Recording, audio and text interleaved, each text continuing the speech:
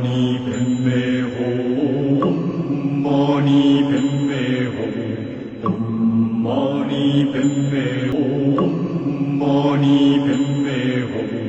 Om mani padme. Yera gbe kwanta mi dole woni se gbeni pompo emiton yo na chene mi desu. Emi o tongbe boka o do mo je metongbe on. Se kona se ku tini tagba e do ya joni beton pompo we. Wezo bo won do yeme o. Fifa ma tiyan. Bo wezo ki kan khalo tiyan yi. Ki gelo si do sun eji mi bo agbe we ji mi bo agbe. We du emi nu emi teme teme. Asan ji mi jori o ki gelo si do mi le yotu. Bo mi ka tun wa pelu beton na mi we. Mede kati mo yi gbe bo so ile sojo na lo pono mono yi niyen do niyen ji san me ku keze pon lo kan ton ho e raison o mi le so le wa fi o mi wa dano otango o da mo ko ton dano go mi wa fi o kan no po nu e kan dan to hosu teme alo pade yo beton po pade ho yo dana jo la pade ho dandan we tin te kan kan o se kono tin o ve mo beton de yo e raison e mi so no lo wa konton on a monté oui le content et fatu bon mi a suédo a même ka suédo les kana blogben bo mi melo ye mo hu ko ye mi kana mo se kona kana timen mi yo mi kana o ko amelio mi na bi gbe mon kota ton. Mesdames et messieurs, merci beaucoup. Merci de prendre le rendez-vous de cette émission consacrée à la guérison physique et spirituelle des maladies, des maux qui minent l'être humain dans son foyer. Ce qui fait qu'au quotidien, nous continuons toujours de souffrir. C'est tout cela que la divinité serpent, qu'on appelle Dan, en langue fond au Bénin, à Cotonou, précisément dans la commune de Calavi, nous avons cherché à joindre une autorité, quelqu'un qui est reconnu, quelqu'un qui est expert en matière de cela. Et nous sommes arrivés. On l'appelle simplement Danon. Pourtant, avec lui, nous aurons les échos de ce que c'est que la divinité du serpent et quelles sont les procédures, les cérémonies qu'il lui faut. Danon, tu es mika debe. Eyo, mi do kanji meto kuno. Mena tiene mi desu. O me to aussi olodo era gbe okun yoyo e bana do gesi me na woni yo. Eyo, eno ero mi do dano portama eno président de l'ONG Amaerun. Bondo Calavi tokan église ADC aussi nous ko pepepe. Awa église ADC aussi nous ko. Ana o pratique da lioto dada. Ni weno ero mo. Et mi kado biba mi ejo mi na ilo mi bon numéro tiji 4 plus 229 96 18 57 74 et là numéro mon compte allo 55 08 19 87 et là le cas mon compte on est dans le portement et nous président de l'ONG Amaerun na so ilo numéro kala vito kaza ekungwaji ene on me do mi le gesine me do e mi pon yo yi bodo aso mi no wa teme ba mi do yi fu mi mon compte mi na kan bi khado mi wa fi jo mi do dans le portant et dans non mais do mi do danser à l'église les dans le wanugben les quand le derrière sont teme igben mais mon donnant mais initier mon content pour mon dieu et ben le mo do dansa pa yo o dan ko be na do dan ani ga dan ko be mi fem na timen me ko yi e yo era chenu mi ndogbenwe bula dogbenwe de jiton nyeme ro ko ra no yo mi do dan portama no mi ka jenko ya mi pon gbeme mo jenko boro mi dan ya egbe ti mo gbe to la je to me ro mi dan no ye je to me ro mi dan e ka tun mi dan nu e da de boro dan no yo dan joho e dan fodu joho e bo kai hundo la me be ma do na to me ha ana bro nde bukaka o asi pe o lobo blowa but me yin se no de so na dan do gbe ma do e na chemwe fi de ba de da mi town ne beto e do gbe me fi bo jinu ku kan to bi ku egbon taji pasteur il sait non et le premier fier bi ku egbon taji e pe mi ma bla mi de o we be do fi na bo do ko kan bia me din no kan ko me de din yo ado yi e bo mo no so na kan no do e do dan don me but tell me that mi de bla mi de mais le premier fier bi ku egbon taji e no ai beto lo na tu vide do yi do so to de ana wa gbon lo na ma tisi se to lo bo na mo te do lu o ana tu vide ana tu ta ejo we wa gbe vodu ejo wa gbe mi fa wa bi ko gro mi de ame ai fa ana tu vodu ejo fa to jie ana tu choto to atu no mo ko tan bo la je ke mi ko mo vivo mi ko mo frega ako mo frega ana tekpon beta gegede di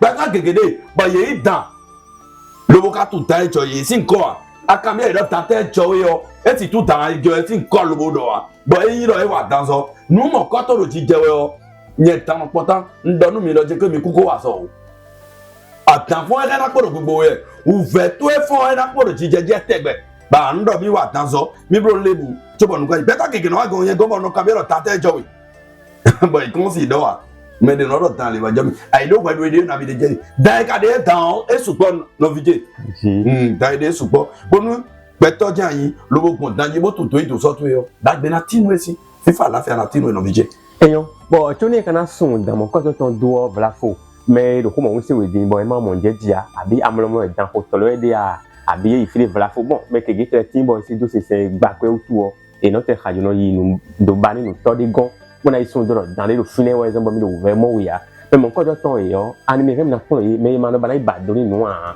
abi do mi mo me ko te ko me je dan wa ni me di ko wera e na chero no mayen mi me de leton yi lo mi do e mission de do palais des congrès boy no mayen e si mi me peto leton ti nu ku kan do to mo mi na libu e beta ozo islam ni e musulman don ni e gbigba we no de ise no de yo mi me bi ku we peto do ko o to la ba sa do kan jo do lan me mi me bi ku ya ka do no ko so do ai ko gbo e da iku gba to nu to fofo na bi de wa so de me nu to wa to e de me e wa to ma gba se kre lonu e wa to ma me de wa kan ji bo no do mi lu ase kan nínú kuro pa di ma we no wa to ai ko beda e da wewe e da fofo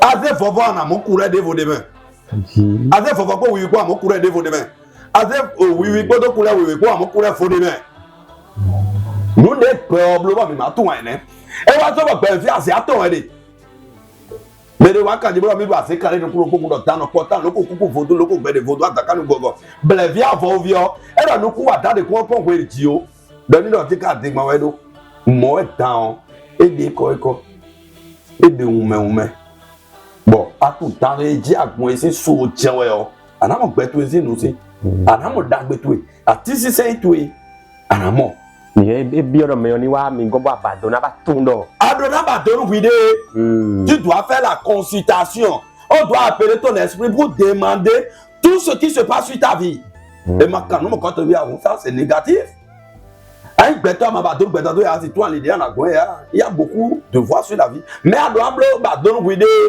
quel chemin que je dois prendre pour avoir la solution c'est ça qui est important mais après bon après dire que mi le père pour ça c'est négatif tu vas échouer ana chai do nu come bo da ko vide do mi no ra mi sa ado je ke no vi mi do ra mi sa yi bo mo ba do nle ai ye de bla ide me re nu ko ye le do to ba nu e lo bo tun tu e je so bo agbe lo to da ejo ye de wa gbe bo kwi me fun agunvi ado gudo bo do ko yi we be do si so we ise no na bi aka mo din bo ise no ene o da mi chrétien bo ya mi sa ito ni mo ke na bi oko me mo ka kweton parce ton je na yi yo ye na jojo lo ton do ye do passe to kan mo sa bo pe wa pe do ana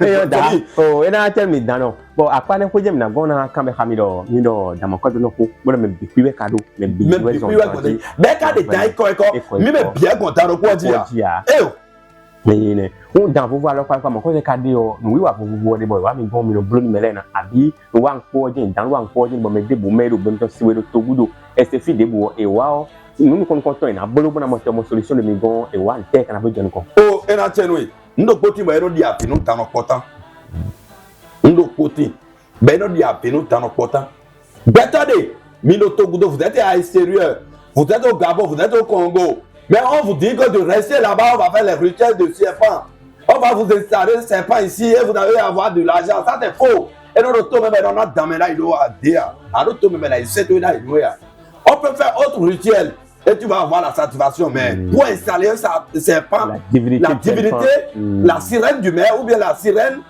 n'importe sirène que tu as tu dois descendre ça doit not jeter asi voici l'autre même là il sait là il doit tu as tu es no kwacha ide ne aga l'autre même na wa dagbe là et na tout dans tout et na blo sacrifice nous et na blo ça là nous dans tout et na nan ba dans tout de ka go down dai ça quoi même voir alors to même na fala inu ya e aro yi fara inu yi aro to me be yi fara inu yi ne mai fara ba yi ne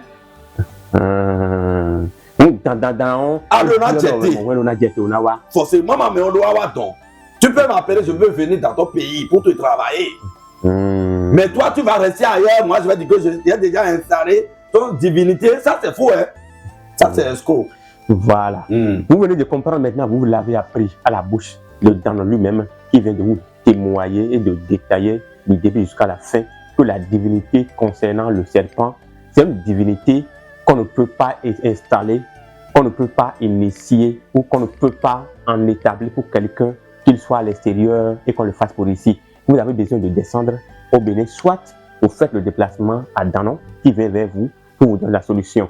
Et là, témoigne également que c'est tout être humain, tous ceux qui respirent. Si tu as encore la vie, le souffle de vie aujourd'hui, il faut savoir que tu détiens, que tu es venu dans la vie, tu vis grâce à un serpent, c'est une divinité serpent. C'est ça. Et là, témoigner que nous tous, nous servons un seul Dieu, le Dieu unique, mais qui a plusieurs compartiments et chacun cherche par quel moyen l'atteindre. Et pour avoir la solution et éviter le déblocage, on a besoin forcément de savoir quelle est la divinité serpent par laquelle on est venu dans ce monde. Et par cette occasion, nous allons demander, nous apprenons toujours qu'il travaille côté Tohosu. Tohosu, c'est aussi la divinité des eaux. Comment ça se passe? Il va nous en témoigner un peu. Et Danon. Bon, Midor, dans Kunido, Tohosu Volodeo, et quand Tohosu, bon, Mikano Wasso, Tomo Tobio et nous, Kuno de Nawe, Tegwe. Tohosu, pas pour yon, Animika, Minaton, mais il va te faire ma tonde à yo. Animika, ton doute, Tohosu, Animika, Minaton, Dapanevu. Et en Tchelwe, Tohosu, Riado. Des de temps, on tient de temps, des de temps, et de quota médan, et de chocomédan, et de roumédan, mon dieu de tossisa médan, mon dieu de chocomédan, ou de temps, mon dieu de bon torosme. Toroswa to vous n'amideri. Et alors que des toroswa gamédan. À mon goût de et de toros du boulot sabata. Bon, à ma tour, à fond, à Koraï, tu as été. Ayi gbẹtọ bó wà gbẹmí lóde àdọgbó ká débi ìwé ẹbí ọtọ kọsùn mẹ nuwe rere wọlọ èdè àdọgbó ẹbí ọtọ kọsùn àdọgbó débi ẹrẹ tọkọsùn ká hẹn gbẹhù tán ló tọkọsùn àkọsùn ẹ dáadáa wẹni bọkọ ẹ dọkùnwé tọkọsùn ló yẹ tán ló wà bónú ayi gbẹtọ bó adé àdọgbó bẹẹ jẹ tọ bónú àmàbúrò àjẹmọ náà sì yí fa a sì ilẹ̀ gbá a sì ń débò ọ̀hún fẹ́ ló kú ọ náà kó lówó tó ẹnu. On a encore ça, de chance. On a encore des boucaca zéro. Et ma diagbé bénin. Nous est à toi contre le bénin avec bénin. Bon, appui, hein. Bon, fils dans le coin, des fils à donc inutile. Donc, avec béton, nous te reçoit le tabac de nous et aller à Gonway. Bon, là, d'ailleurs, nous te reçoit. Nous te reçoit dans la montagne. De jouer de votre dagbé, tout et en a monté de mon. Donc, si elle demande au monde, et si tu reçois, si dans le monde, nous déguisons sous bébé. No, dani ya gwa ze kaka we benu gwa. Aze gwa go we benu gwa. Aze ne bo nu we benu gwa. Da so di mo yonu gege ni di mo se ajo ro nu ko yiwe a. Da so di mo me gege ti. Ba to de ne bo wonu ro nu ko yin na yiwe a. Ye ba no vi to beaucoup de personnes qui sont extérieures, mais à cause de la divinité, ils ne trouvent rien. Quand ils trouvent l'argent ne peut pas arrêter dans leurs mains. Si quelqu'un leur fait des promesses, la personne ne peut pas tenir. À cause des divinités dans et Tohosu. Ils ont besoin de l'initiation. Voilà. Parce que avant, les divinités te donnent. Mais comme tu n'as pas reconnu. Mais si, toi tu me fais du bien, mais je te fais. Tu es obligé d'arrêter ça. Donc c'est comme ça chez les divinités aussi. Donc, minute tout minute. Bon, nous sommes le numéro minute. Et nous sommes portage on y a numéro plus 229 96 18 57 74. Je dis bien, plus 229 96 18 57 74. Numéro qui est de télé, donc voici mon numéro qui est en train de passer sur la devant de la télé, en bas. Ou 55 plus 229 55 08 19 87. Essayez de me contacter sur mon numéro. N'importe où que tu es. Je vais te travailler, même si tu n'es pas venu, je vais te faire vision. Fais 2100 francs que moi j'ai fait ma vision. Et je vais te dire tout ce qui se passe sur ta vie. Ce que tu ne dois pas manger, ce que tu ne dois pas faire, je vais te dire. Parce qu'avec Béton, tu dois savoir le sail qui t'a couvert. Alors, tu dois te dire, mais quoi, tu as le retenu, Adonato. Amato, mais quoi, tu as le retenu, Ajanti, Béa. Il fa, il zoome, il fa, il zoome, il dan, il zoome, il bloque, Torozo. Amato, tu as tout, Anti-Janyo, le Béa. Ajanti gaibea na do tu choto tu o tu de so tu yo da be do ranti no dogun no eyo ena tem de sou dano bon apa ni okuyo meti me jan redin Bon, dans nous, il m'a dit dans le même concours, pour nous attendre dans le paradis et Jodio. Et quand on quand on a des médois, les gens ont des messieurs ou vraiment. Donc, des tiens, donc, mais donc, des naoué, on m'a tourné le bout de béton, donné, et nous a saint, et nous a serré à l'offre. Mon quand on pas pour les voir des dos, donc aussi à pas pour des sous, bon, mais aussi à pas les voir, tu vois, maintenant, à pas pour les voir, on a monté un sou dans le royaume, on a bien haro. Mais kendo ne go zande ni bon mais donc toi aussi côté fou on me timedo wani asuma si pas ton toi mon rien dans son boy rien dans payer mon a jodo idée dans la zone idée mais ma kana ko abi vla fou et on me do ko de mais on nem kana blubé abi de inde yo dans non pourtant alors pas que rien blubé mon wani mon rien le concours et na chedo et me de biba dans pourtant si quelqu'un veut m'appeler la personne peut m'appeler sur mon numéro mais des biba me dire mais on a mis mon numéro qui plus soit 229. Je dis de plus 229 96 18 57 74. Plus 229 96 18 57 74 ou 55 08 19 87. Essayez de m'appeler sur le numéro. Je suis à Caravit Tokan, église ADC. Quand vous venez là, vous allez voir mes plaques sur la voie. N'importe où que tu es, essayez de m'appeler, tu vas me voir. Et nous, Betoaï. Tu es quelqu'un et ta femme t'a laissé. Affection. Retour d'affection. Moi, je dors 72 heures. Si c'est trop, essaye de voir. Si c'est une divinité, si c'est la reine du mer, ou bien c'est divinité qui t'a séparé, qui vous a séparé, et c'est à cause de eux que ton mari ne te comprend pas, ou bien ta femme ne te comprend pas. Si moi je prends une seule cette pomme, je vais travailler sur ça et ta femme va revenir à 24 heures. 72 heures, je te donne 72 heures. Et tu vas voir ton mari ou bien ta femme. Nana, oui, nous n'avons pas mon poil en dernier. Mi couple mi tombe pléo. Nous n'avons pas mon poil en avance de Djibo. Assis-toi, kabia sous-toi na wa benoué. Mais bien mon comme on a les wabo. Et il a bien côté de vos moments mino. Les médias na oui. 72 heures oui. Nous assis-toi na wa benoué. Kabia sous-toi na wa benoué. Et quoi bien. Na y c'est na y quand tu sous ton mari longtemps. Pour la béjeme. Qu'est-ce qui se passe? Je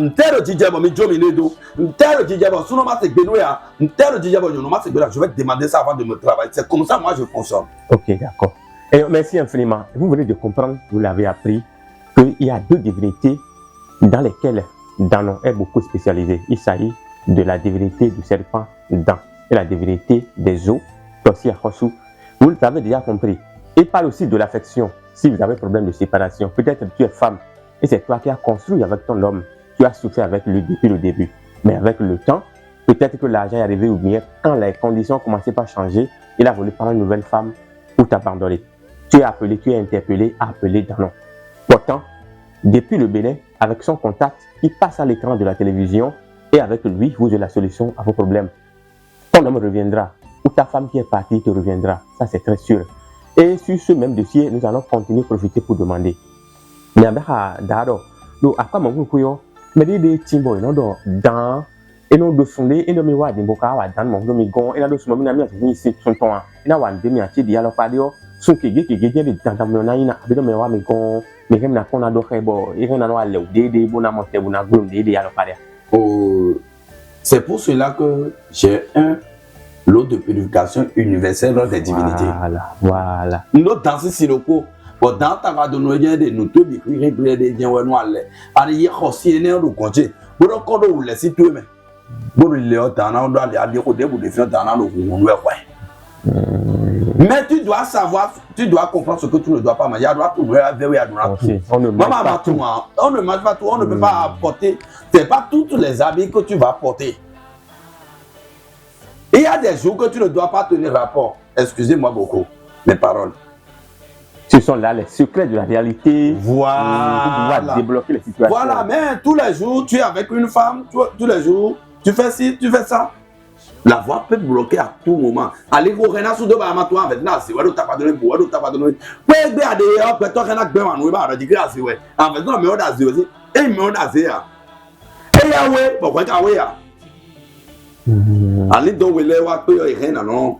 Les nanos tiabos si bien nanos bien mais comment si c'est gagnant bien kabi quoi oui bah mais oui mais mon milieu mais doit mon milieu bon bien bah on dit que mais là c'est pour le premier temps il y a là et ouais comme dans le même nous à toi là et il a fait bien même bien na wa mi go mais on regarde ça Maintenant, bateau, nous, de sortant. Et ouais, dans le portant, à deux bateaux, il y a un numéro qui est plus 229 87 18 57 74. Je dis bien, plus 229 96 18 57 74 ou 55 08 19 87. Aïe, alors, quand mon content, il est dans le portant, Blévi, à vos vies, elle a ménagé des cousins à vos women. Elle a pris à Kofi nous là. Mi ouais nos zakwe bo kono zakle. On fait d'abord tu as watch no de me bon non yi ko bo no dam no mla mo dam lo bi. E do ku to me bon ya gba za ko kwa sa se de lo don. Do ye dam ya li anu bo choku onu mi. Bon de ko ato no humi ya. No ro me o do ase to hu mo ro mi do ase kan de ko ko no di do kanji. Ka be no kinde ko mo ro di do ye ni wa kre mi. Ye no wa pe, no wa tele bo no ke pe wa tele ya. Do ye ke wa na fi o jon e pa e do tele no pe no wa tele ya.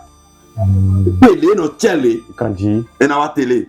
Et donc, nous, on doit comme il y a un tien tout pour nous, c'est à votre doigt. Bon, on a vraiment de dire que nous télé, puis la télé. Et donc, la télé, nous, on bien comme des nous, on fait des jobs de la sorte de c'est nous pi. Dans quoi nous aussi, bon, mais quand tout sous ton dieu, mais à mon temps content. Et ben, mais donc, nous, dans ces mots, il y a Dieu qu'on va dans ça. Et yo. Et dans le thème de Souda, au métier, mettons, quand il y a un maison, mais non, boulot, au Sénégal, certainement, tu vas non mal quand. Tu me connais fou, n'a donné d'ado, mais n'a donné d'ado, ni quelque. Bon, à part oui, il y a des temps, il y a des plein, le tchèque de pomme, do a des à part oui, à des gougou, à des savants de chance, teme. Nous, quand tu as là, à pas les fouilles, quand tu me rends dans une tout aussi de mes points, à pas les fouilles. Et dans le nous, à des six côtés, madame, je vais dire à toutes les populations, à tous mes frères qui sont sérieux, que pour acheter un savon ou des parfums en ligne, c'est négatif. Ne sabotez pas notre nom. Minimum, comme il tombe au dos.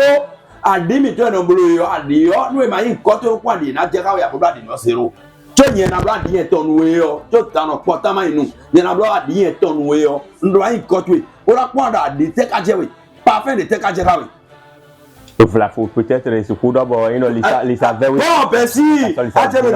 Aïe, beto bon. Dans l'Isadi, Bekazia Gama Bobladi, and we Azama Jasso, I been. We know how to dig a blood in the Kumaso. Who know when I'm at the Namakuna, the age. Yea, a Colombradi Chakatombia. Dans notre portant nombre de Chakatombia. Quand tu ne voudrais pas être riche, ne me contactez pas. Parce que quand tu es un vrai homme, tu dois manger la sorcellerie de l'argent, tu dois nous croiser. Forcé. Avant de croiser à tes c'est-à-dire que c'est négatif. Il y a un bras de Chakatombia, un bras de Noir, il faut que vous dame le mot, et ça, on est de son amour à tout économie. Quand tu vas faire ça, je pense que maître, je pense que ça va travailler. Hein? Je pense que les mots. Non! Maître, je suis en train de voir ce que je ne vois. Je n'ai jamais vu là. Ah, ça commence par se faire. Ça a vraiment changé. Voilà. Mais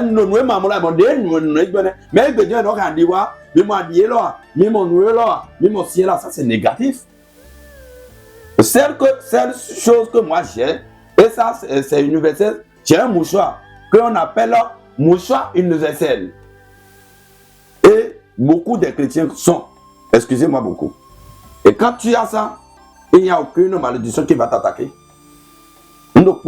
Mouchoir universel. Moi, je suis dans notre portant de bon, c'est le cordon de quoi faire vite là son dieu à ça aussi mais beaucoup ça bien sur le cordon de à part ça moi je ne fais pas savon sans consultation non on a besoin d'abord de venir être consulté savoir quelle est la dimension même si tu es loin je peux te faire la consultation oui et savoir d'abord quel savon qui va te correspondre voilà mon frère avant de faire mon savon moi je ne fais pas un savon en l'air merci beaucoup et dans la terme de sous métier mi d'ailleurs maintenant ça y a mon volonté à les mi otongbon et mi timene mi do beneto me midi o ka do e kalavi si to pon la me do beneto me fi ti mo ko ton mes en dio dans le portant e bo mi wa o lo kai ni kige do dan po do to ko supo adi teme a sugbe ma sigbe me si apa fu le no na 5 on na gben e we teme bo e mi se teme alo ka ton do e ni pa mi no no si ni kuma bo te diwe e mi yo lo jewo yo 5 on na kini o we mi ton teme e do c'est qu'on est à de vous dévoyer bon quand même vous me dans le fia et les miroirs le caméra photo